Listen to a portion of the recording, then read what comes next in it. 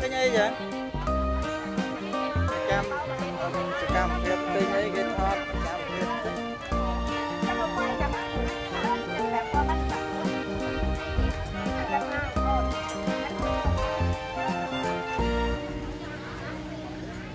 theo con chữ bài nó mới nhá.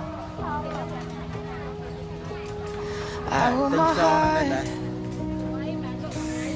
right out on my sleeve. You tore it apart the second you walked out to leave. But every time that you come back on your knees, I think maybe this time we can stop the bleed. And we try going back into the battle. Every night we start another war.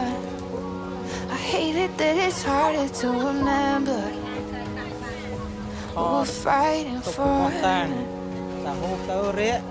Just give me something I can hold on to, something here for us to prove it isn't over, 'cause it isn't over. Just give me something I can hold on to. Promise me, I promise you it isn't over,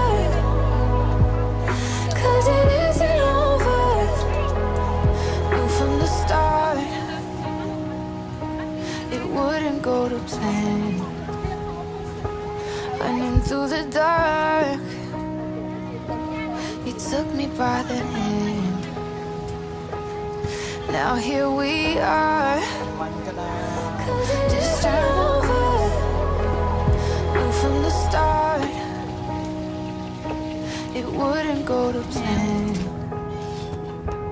Running through the dark, you took me by the hand.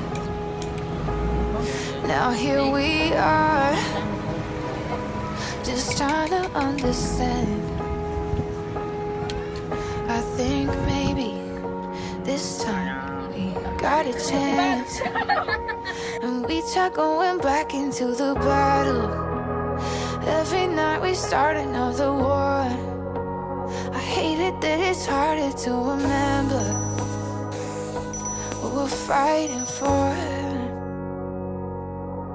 Just give me something I can hold